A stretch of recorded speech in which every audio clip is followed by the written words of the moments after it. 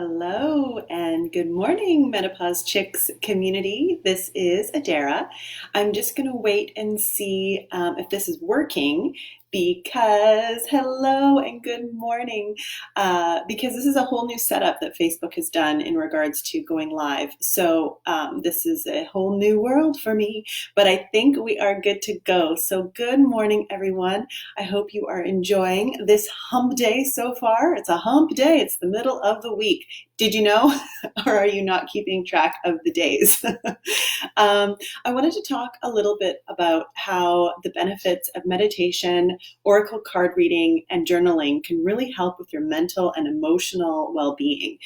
Meditation has been a tool of mine for, I would say a few decades now. I first had a really great taste when I went and moved sporadically to Ireland.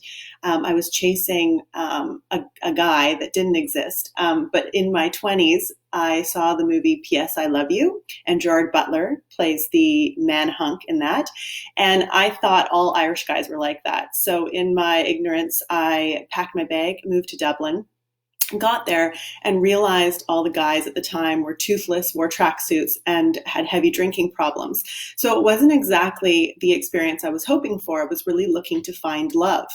And I ended up walking by this sign and it said free meditation classes. And I thought, okay, well, it's a sign, so I might as well try it. So I ended up meditating couple hours a day for like 9 months while I was in Dublin. I stopped drinking. I was a vegetarian. I was celibate, and I basically did find the love that I was searching for, but it was within me that I was really needing. I was needing to find my own love. So that is what I got through meditation. So I would love for you to be able to tap deeply into your own self-love. It comes in such handiness when, shit hits the fan, excuse my language, or when we can berate ourselves or get down on ourselves or things just don't work out. It's really nice to have your own practice to be able to touch on and to be able to go to. It's almost like your safe place, your home that's there for you at any time to access no matter where you are in the world. So how does that sound? Awesome.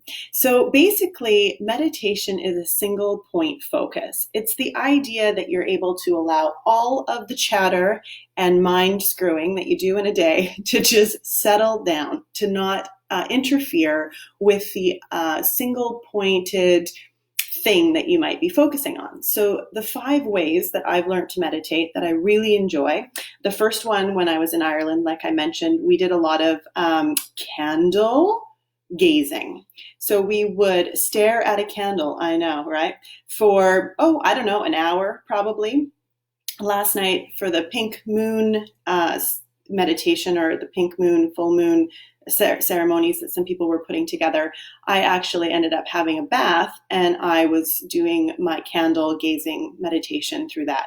So it's lovely because the wick and the fire, the flame move. And so that can kind of keep your brain a little bit occupied. So you can start thinking about the flame. You can see it kind of rise and fall. And basically it's a really great way to try and just zone in on something for a certain amount of time. I would just suggest 3 minutes to start and see how you like that. Maybe play a little bit of music to make it fun. The next is through, obviously, the easiest one. I just hit you up with the candle, but the first one, it would be just your breath. So really listening to your own breath. And in yoga, they do a breath that I love called the Ujjayi breath, which we call also the Darth Vader breath. And it's sort of like this deep throat, back of the throat, sort of a lock off of the throat, it's all in the throat, to try to really hear your breath. So it kind of sounds like this. Over exaggerate it. So it almost sounds like like you're struggling for breath now. It sounds like, it's supposed to sound like the ocean of the motion of the ocean. Yes, the ocean motion. So it is a beautiful way to constrict your throat just a teeny bit to really hear your breath is basically what you're going for. Another great way is to plug your ears and listen to your breath that way. That's always lovely to do underwater. I always love floating in the Caribbean, staring up at the sky, having my ears covered, and just listening to my breath. Oh, it's just divine. Another way to meditate, so that's a single point focus, that's focusing on my breath. The third is movement. So I really love to wild and freely dance. Like, don't give me choreography, anything. I want to just hit the floor in my own unique way and shake what my mama gave me. So movement is a great way to just sort of let go of anything that's sort of, getting on your mind, to just really tap into your body. And then the other would be a mantra or a chant. So in the Kundalini practice that I have been studying for the past decade as well, we do a lot of chanting or mantra, which means basically saying the same thing over and over again, which I've done for 61 minutes as well. It's riveting. So basically, Sat Nam would be, say, an easy one, where that means, in this lineage, I am truth. So we say Sat Nam instead of Namaste at the time of ending a class. And so you could just, one of the exercises would be to put your hands over your head and point your fingers up at the top like this. And we basically Sat Nam, Sat Nam, Sat Nam, Sat Nam for like 31 minutes. Yay, meditation sounds fun, right? Anyways, just letting you know that those are a few different ways that you can go about that. So I would just really suggest picking one that seems easy for you to try on. Another, obviously, is to get a nice piece of music off YouTube or whatever, just a relaxing meditation, even a verbal meditation where somebody is just walking you through the steps, whether you're in nature or going, on a beach. The other way that I have meditated as well is out in nature, staring at trees or flowers or just being one with the earth is always lovely. And just so you know, you're probably already meditating. Those times when maybe you have a horse or you're playing with your dog or your kids or you're with your grandkids and all of a sudden it seems like you've just lost the time, like it's just gone. You've just been so focused in either baking those muffins or doing something together or being somewhere that you really have just totally been so present in what you were up to. That, my dear, is meditating. You're doing it.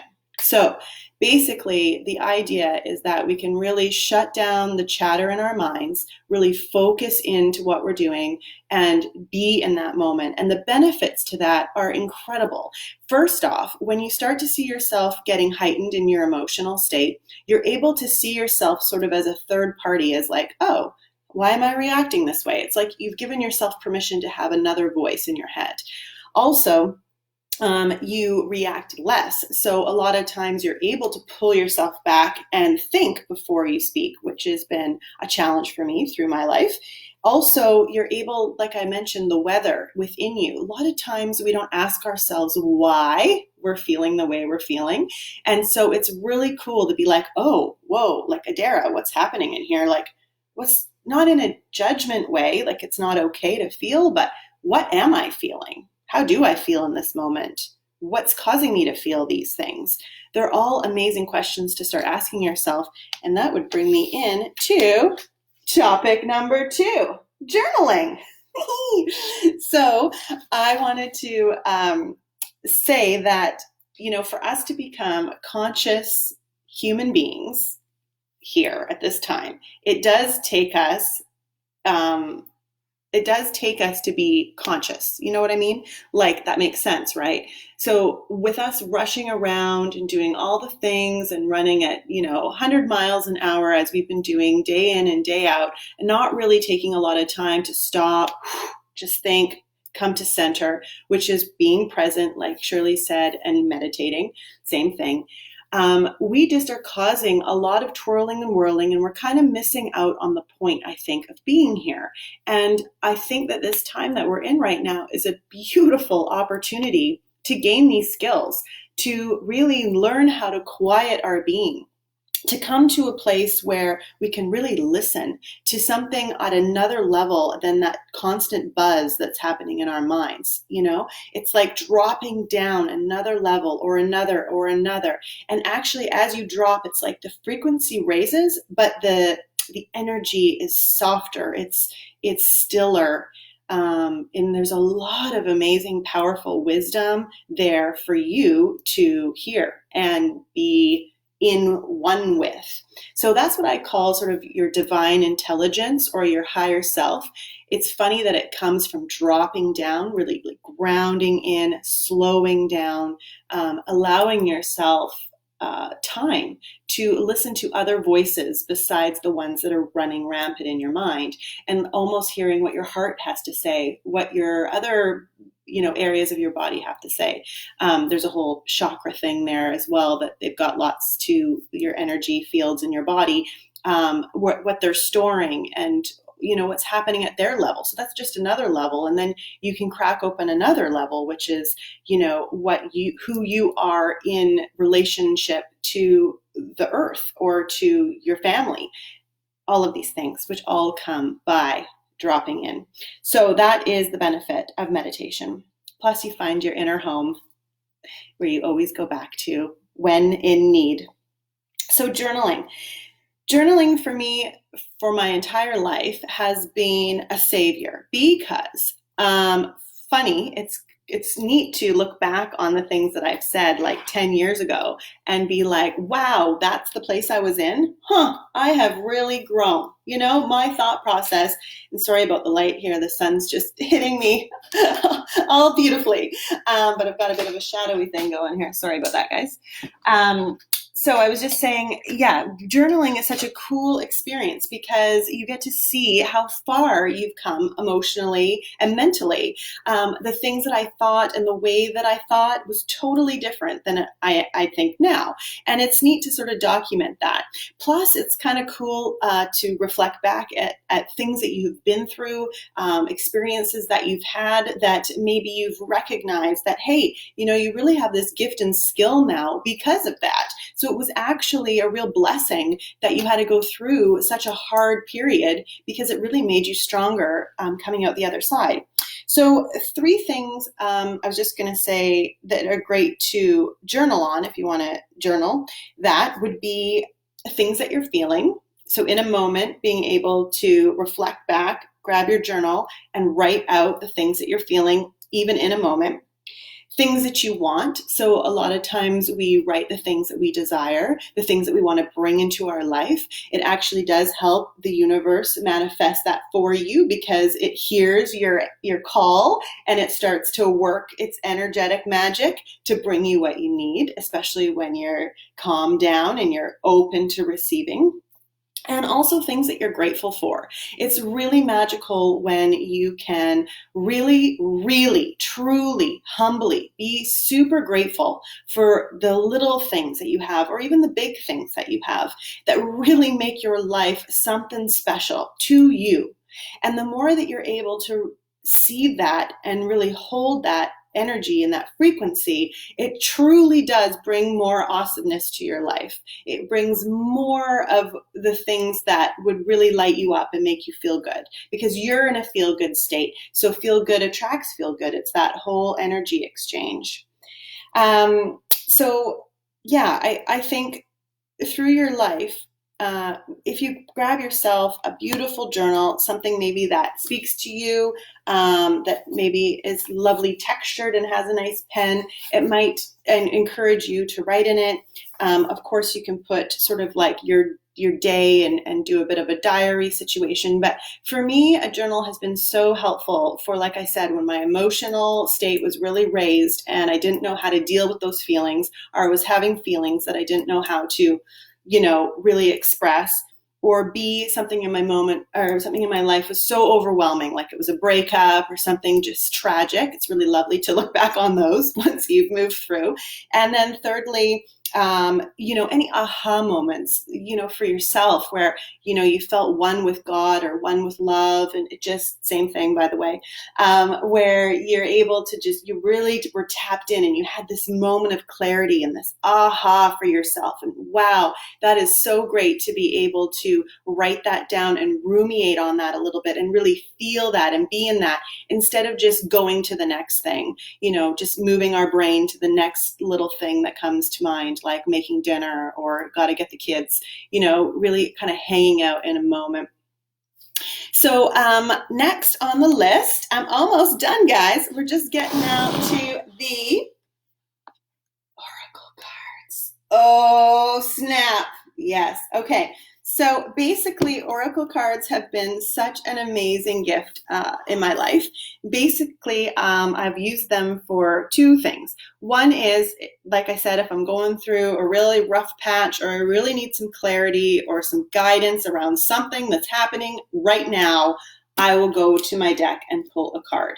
The other reason I pull cards is, say someone else needs an answer or some wisdom around their situation, I'll pull for that.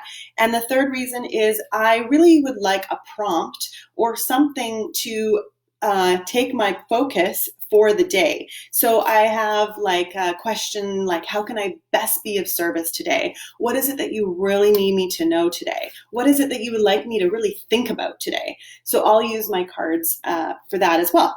I obviously have my favorite decks, and those ones to me are ones that I think that I really love more. So they love me more back. You see what I'm saying with this energy exchange?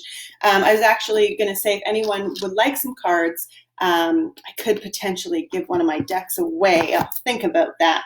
But what you should do is head to a medical physical store or Amazon and just try to feel around and see which cards sort of speak to you. Like this one and this one just like popped out at me, probably because of the coloring and that I really like Colette Baron Reid. She is phenomenal. I just love the way that she writes.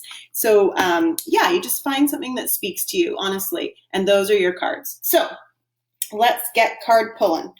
So today, I was actually going to use my other cards, but these ones I'll do because they're a little smaller. So today I thought if anyone had anything they wanted to, before I pull, actually, I'm just going to follow up on all this.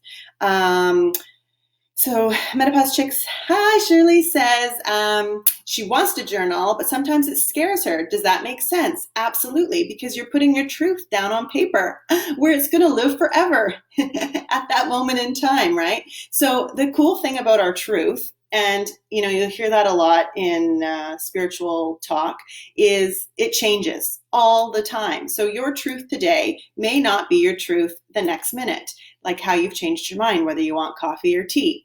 So I try not to attach my worth or who I am to the words on my page. So I get that you are being super vulnerable and putting out how you truly feel in this moment on paper, which could live forever unless you end up burning it.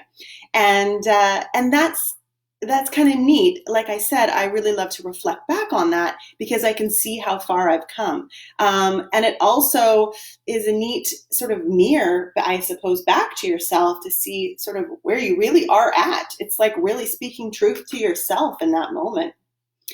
3 things that are great to journal on. Yes, great. Oracle cards can be used for clarity and guidance for yourself and others. They are also used as prompts. Yes, okay, so you're putting out the notes. I love it. Okay, so as anybody, if you're watching and you have a question that you'd like me to ask the cards, I'm happy to do that. But for now, I'm just going to pull one that I think will be of benefit to us for today. So basically, how I work with my cards is usually I knock my name in. So I'll be like, Menopause Chicks, private community, this is for you. So I just direct the cards that I'm really wanting some guidance for you so they understand my intention. Then I sort of peruse them with my thumb at the top. I just sort of feel around for what it is that I'm looking for. And I'm saying the words in my mind. What is it that the Menopause Chicks community needs to hear today? What do they need to hear today? Okay, so I'm feeling the top one. Usually I don't do a second sort of pass. Like definitely the top one's talking to me, and this one's talking to me too. I don't know if you can see what I'm doing. Oh gosh, focus. Hold on. Okay, this one's it. So there's two ways you can read a card. One is right side up, and the other is opposite way. And this means that it's come to us as a challenger. So when I read what the card means, I'm going to read the challenger part of it, and you'll see that once you get your deck.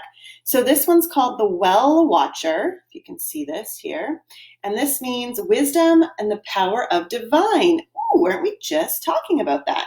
So then I'm going to go into my trusty guidebook and read you what that's about. So it does have an ally, as you'll see here, whoop, whoop, and a challenger. Okay, so I'm going to read this part. This is for us, kids. Are you ready? The Well Watcher comes to let you know that you've run out of steam. Self-will alone isn't enough to make things happen.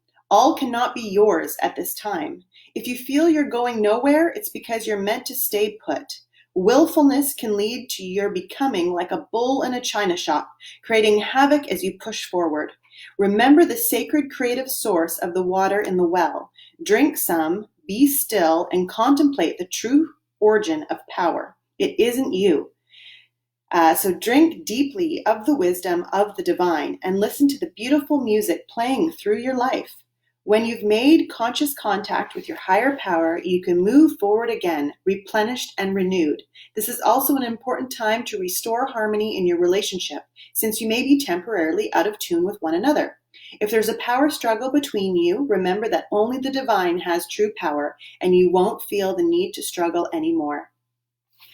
So what I'm hearing from this is that we love to pretend like we have control of everything, and we love to imagine that we are the source of all power, that we are the ones that make all the decisions, that we are the ones that have to really put our foot forward and do all this incredible digging and work and struggle and, get what we want and go for it. And sometimes it turns out to be just a whole bunch of mess that we made that then we have to go back and clean up.